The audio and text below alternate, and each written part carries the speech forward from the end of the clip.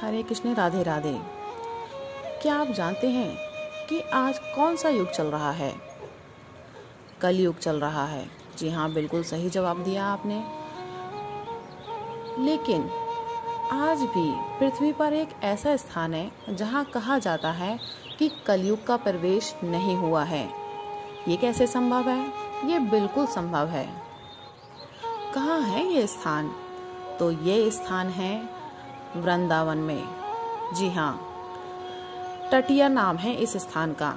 तटिया स्थान एक शुद्ध प्राकृतिक सुंदरता का स्थान है। तटिया स्थान कई शताब्दियों जैसा ही है। यह प्रकृति के बहुत ही निकट है। पवित्रता, दिव्यता और आध्यात्मिकता का स्थान है।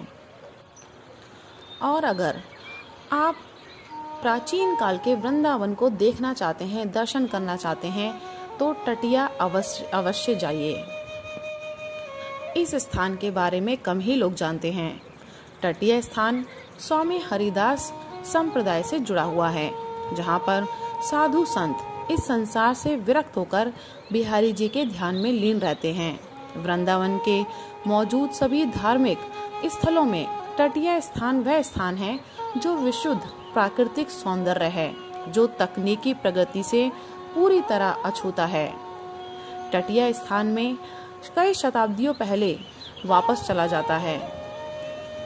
एक बार मानव प्रकृति के साथ होने के बाद तटीय स्थान एक करीबी रिश्ते की याद दिलाता है। ये तो आप सभी जानते होंगे कि स्वामी हरिदास जी बाके बिहारी जी के अनन्य भक्त थे। उन्होंने दावा किया कि उन्होंने प्रेम और दिव्य संगीत का पाठ वृंदावन के पक्षियों, फूलों और पेड़ों से सीखा है। हर सुबह यमुना नदी में स्नान करने के बाद स्वामी जी भजन और प्रार्थना के लिए निधि बन जाते थे, जिसके बाद वे घने घाट पर बैठते थे और अपने इष्ट शुद्ध प्रेम से परिपूर्ण कुंज बिहारी और श्री कुंज बिहारिणी का ध्यान करते थे। हरिदास संप्रदाय के 8 आचार्य हैं। प्रथम स्वामी हरिदास जी, उनके बाद स्वामी विट्ठल विपुल देव जी, स्वामी बिहारिन देव जी, स्वामी सरस देव जी, स्वामी नरहरि देव जी, स्वामी रसिक देव जी, स्वामी ललित किशोरी देव जी और ललित मोहिनी देव जी। 7वें आचार्य स्वामी ललित किशोरी देव जी ने निधिवन को छोड़ने का फैसला किया ताकि कहीं और निर्जन वृक्ष के नीचे जाकर ध्यान किया जा सके। चौबे जी गोकुल चंद और श्याम जी चौबे ने शिकारियों और तीमारदारों से जगह सुरक्षित करने का फैसला किया। उन्होंने बांस के डंडे का इस्तेमाल कर पूरे इलाके को घेर लिया। स्थानीय बोली में बांस की छड़ियों को तटिया कहा जाता है। इस तरह इस स्थान का नाम तटिया पड़ा। इस स्थान में आज भी किसी भी आधुनिक वस्तु या इलेक्ट्रॉनिक सामान का उपयोग नहीं किया जाता। आपको इस स्थान पर पंखे, बल्ब जैसे मामूली साधन भी देखने को नहीं मिलेंगे। वहाँ आरती के समय बिहारी जी को पंखा आज भी पुराने समय के जैसे डोरी की सहायता से करते हैं, वैसे किया जाता है। यह एक ऐसा स्थान है जहाँ के हर वृक्ष और पत्तों में भक्तों ने राधा कृष्ण की अनुभूति की है।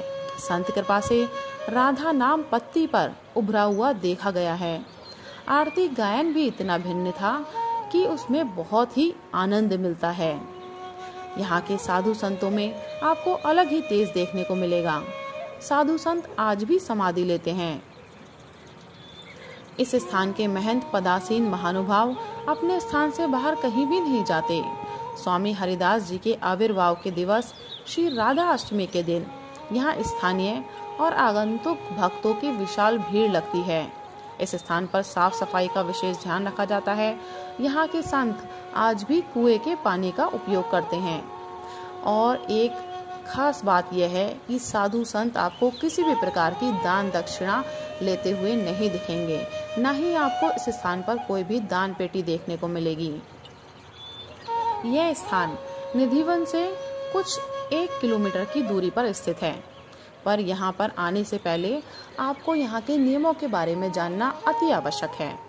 यहाँ आप किसी भी आधुनिक वस्तु का उपयोग नहीं कर सकते, क्योंकि यहाँ उसका उपयोग पूर्णतः वर्जित है। यहाँ मोबाइल का उपयोग या फोटो लेने की बिल्कुल मनाही है।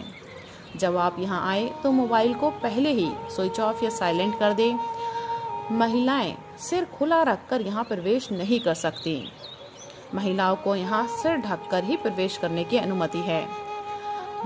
साफ सफाई का विशेष ध्यान रखें।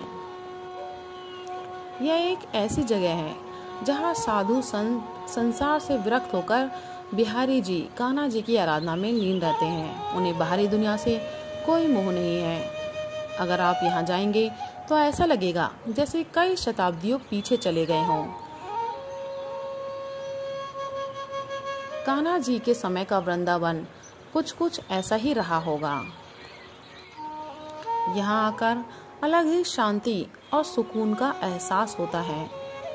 तो जाइए तटीय स्थान पर और अनुभव कीजिए कान्हा जी के समय के वृंदावन का। राधे राधे, हरे कृष्ण।